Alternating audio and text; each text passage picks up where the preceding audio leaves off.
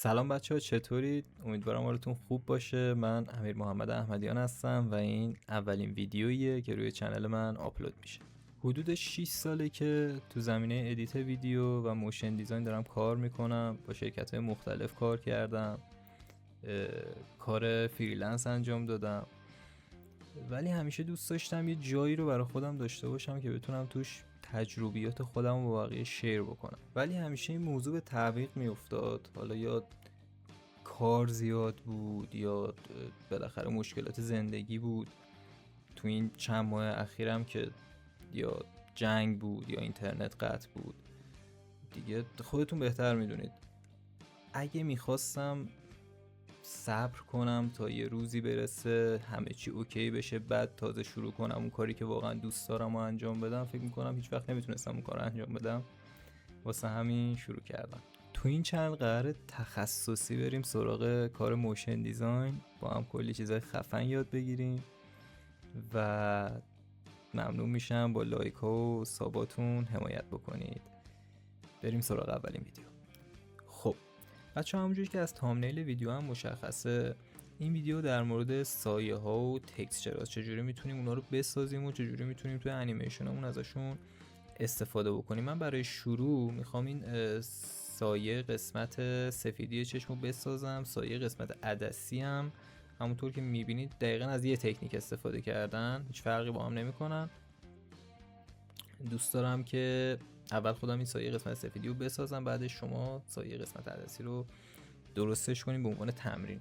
البته که من فایل این پروژه رو حتما براتون توی دیسکریپشن میذارم که اگه دوست داشتین رو همون کار کنید. خب میریم سراغ لایر سفیدی چشممون. اینجا پیداش میکنیم.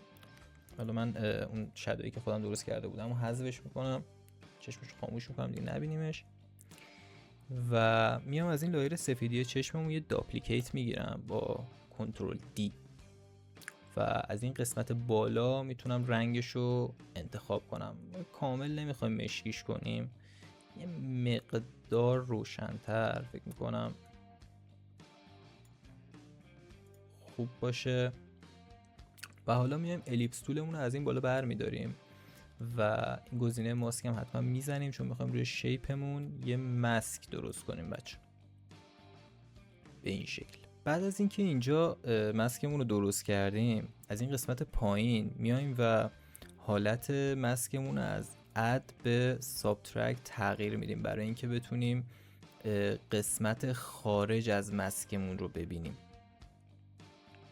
که به این شکل در میاد.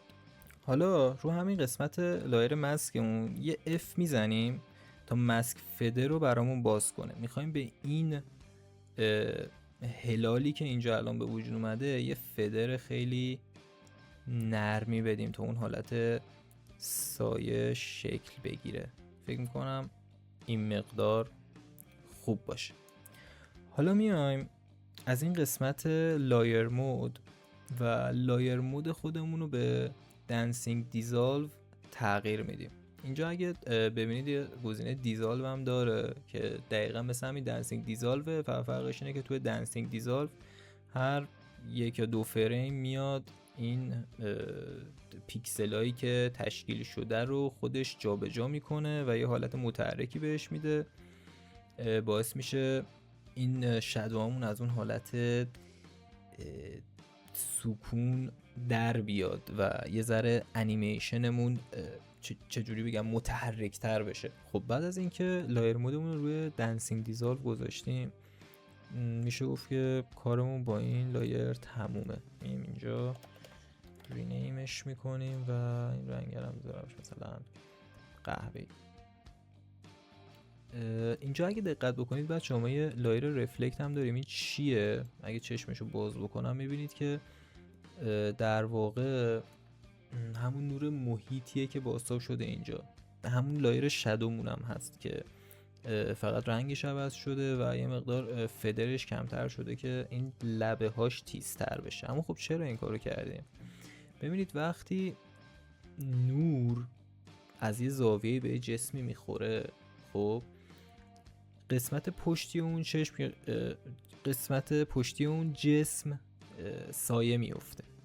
و این رفلکت برای چیه؟ این رفلکت در واقع اگه اون جسم رو زمین باشه، رفلکت نور زمینه که برمیگرده روی اون سایه. خب ولی ما خب اینجا چون در واقع این چشمه یه جوری انگار معلقه توی فضا، اومدیم رفلکت نور محیط رو انداختیم اینجا. حالا میریم سراغ تکسچر و بک‌گراندمون. بچه‌ها همونطور که اینجا میبینید من اینجا یه لایر تکسچر دارم که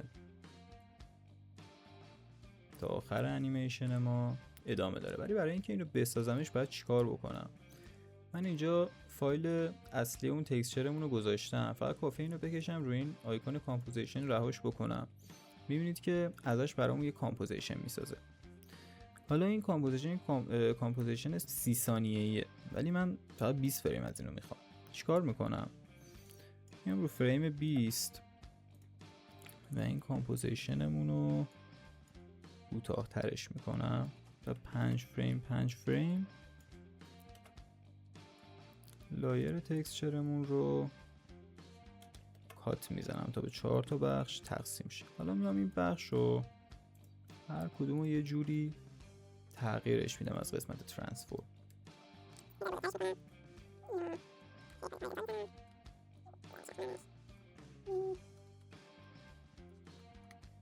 خب همونطور که میبینید الان تکسچر انیمیشن ما درست شد. حالا چیکار میکنیم؟ فقط کافیه که برگردم به این کامپوزیشن مینم و این تکسچر انیمیشنی که ساختیم و از تو قسمت پنل پراجکت بکشیم و بالای لایر بک‌گراند رهاش بکنیم. حالا من تکسچر قبلی هم که داشتم چشمشو خاموش میکنم که دیگه نبینیمش. همونطور که میبینید خب ما چون عکس آوردیم همونجوری به صورت عکس هم اینجا بهمون نشونش میده. فقط کافیه که لایر مودمون از روی نورمال بزنیم رو حالت اسکرین تا قسمت تاریکش رو حذف بکنه و قسمت روشنش رو برای ما نگه داره که همون ستاره. حالا اگه اینو ببینیم متوجه میشید که چون کامپوزیشن ما کامپوزیشن 20 فریمه بود، بعد فریم 20 ما دیگه هیچ تکسچر انیمیشنی نداریم و تموم میشه. حالا واسه فیکس کردن این داستان باید چیکار کنیم؟ روی لایر تکسچر انیمیشنمون کلیک راست میکنیم و بریم اینجا قسمت تایم و تایم مپینگ رو روشنش میکنیم. حالا میخوایم به این یه اکسپرشن بدیم تا بتونیم تا آخر انیمیشن اصلیمون لوپش بکنیم. آلتو نگه می‌داریم اینجا کلیک میکنیم تا بریم تو قسمت اکسپرشن ها و اینجا تایپ میکنیم لوپ اوت. من از لوپ اوت سایکل میخوام استفاده کنم. بعد از اینکه اینجا اکسپرشن خودمون رو بنویسیم، حالا میبینید میتونیم این کامپوزیشنمون رو تا آخر انیمیشن اصلیمون ادامهش بدیم. یه بار پلیش کنیم. همونطور که میبینید تکسچر انیمیشن ما درست شد. حالا میخوایم بریم سراغ این ادجاستمنت لایری که بالای تمام لایرامون قرار داره و داره تاثیر خودش رو به تمام لایرهای پایینی خودش میذاره. اگه من رو ادجاستمنت هم کلیک کنم برم تو بخش افکت کنترل، میبینید که اینجا ما 4 تا افکت داریم روی این ادجاستمنتمون، اما هر کدوم از اینا چیکار میکنه؟ من میام این ستای پایینی رو خاموش میکنم، فقط این اولی رو داشته باشم. همونطور که میبینید بچه‌ها خطایی که توی انیمیشن ما داریم مثل این دایره‌ای که اینجا هستش، این دایره عدسی چشم، حتی این ستاره‌ای که به عنوان اون رفلکت نور روی این چشممون قرار داره، هیچ کدوم از اینا خطای صاف ندارن. این به خاطر این توربولنت دیسپلیس اولیمون. مقداراشو با هم دیگه ببینیم. خب تنظیمات زیاد داره. من اومدم چیکار کردم؟ من اومدم اماونتش رو روی عدد 20 گذاشتم. هر چقدر این اماونت رو من بیشتر بکنم میبینید که اون به هم ریختگی انیمیشن من بیشتر میشه. اما خب همون مقدار خودش 20 برای ما کافیه. برای سایزش هم من این مقدار رو سایز 3 گذاشتم برای اینکه اندازش کوتاه باشه و اون تاثیرش رو روی خطای خودمون ببینیم. ببینید خطاش یه حالت چیزیه دیگه، صاف نیستش. حالا همونطور که میبینید بچه‌ها اگه من انیمیشن رو پلی کنم این خطا هم مدام به هم ریختگیشون تغییر میکنه. اما این به خاطر چیه؟ ما اگه اینجا دقت بکنیم میبینیم که مقدار رندوم سید عددش قرمز شده. این یعنی چی؟ این یعنی حتما یه اکسپرشن اینجا وجود داره. اگه من روی رندوم سیدم دابل کلیک بکنم اینجا روی تایملاینمون میتونیم ببینیمش. بعد از اینکه زیر مجموعه‌شو باز بکنم اینجا اکسپرشنی که داریم رو میتونیم ببینیم. اکسپرشنی که داریم چیه؟ تایم مولتیپلای. حالا من عدد 40 رو وارد کردم. بچه‌ها کلا کار این اکسپرشن اینه که میتونه مقدارهای متفاوتی از یک چیزی رو مدام بهتون بده. خب من از این اکسپرشن روی قسمت رندوم سید افکت توربولنت دیسپلیس استفاده کردم برای اینکه بتونم این مقدارهایی که به توربولنت هم دادم رو رندوم کنم، توی هر فریم تغییر بکنم. همونطور که میبینید همین موضوع باعث شده که این به این صورت در بیاد. حالا میخوام بریم سراغ این توربولنت دیسپلیسی که اینجا داریم.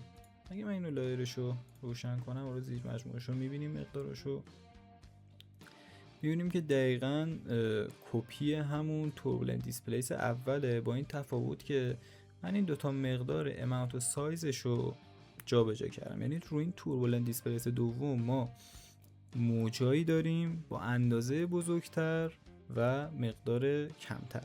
همون مقدار رندوم سید هم دقیقاً اینجا داریم، فقط میگم کاملا کپی همونه، فقط مقدار اماونت و سایزش جاش با این عوض شده. این اماونتش 20، سایزش 3، این اماونتش 3، سایزش 20. حالا میخوام بریم سراغ افکت سوم که افکت پست راست تایم. اگه من اینو روشنش کنم و زیر مجموعه‌شو ببینم، میبینید که فقط یه مقدار داره، فریم ریت. اما این چیه بچه‌ها؟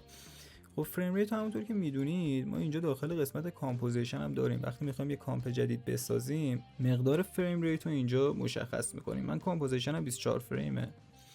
اومدم چیکار کردم؟ اومدم به خاطر اینکه انیمیشنم اون حالت وینتیجی بهتری به خودش بگیره، اومدم یه مقدار فریم ریت انیمیشنم رو با استفاده از پست راست تایم کمتر کردم و از اونجایی که این پست راست تایم روی ادجاستمنت لایره به تمام لایرهای زیری خودشم اثر گذاشته. میریم سراغ افکت چهارممون که افکت نویزمونه. اگه روشنش بکنم ببینید اونقدر تغییر نمیکنه. بچه‌ها من خودم یه عادتی که دارم، رو تمام کارهای انیمیشنی که انجام میدم حتما از نویز استفاده میکنم. دلیلش چیه؟ دلیلش اینه که حالا این بیشتر یه نظر شخصی، حالا شاید واقعا درست نباشه، اما من اینجوری حس میکنم که نویز باعث میشه وقتی ما شکل‌های مختلفی داخل انیمیشنمون داریم، المان‌های مختلفی داریم، با استفاده از نویز میتونیم این المان‌ها رو به خورد هم بدیم، انگار که از هم جدا نیستن. خب فکر میکنم که تمام جزئیاتی که نیاز بود و در مورد این انیمیشن بهتون گفتم. خیلی ممنونم که تا آخر ویدیو با من همراه بودید و تمام فایل‌های مورد نیاز به اضافه فایل پروژه رو من داخل دیسکریپشن براتون میذارم تا اگه دوست داشتید دانلود بکنید و ازش استفاده بکنید. دمتون گرم، خیلی دوستتون دارم و خداحافظ.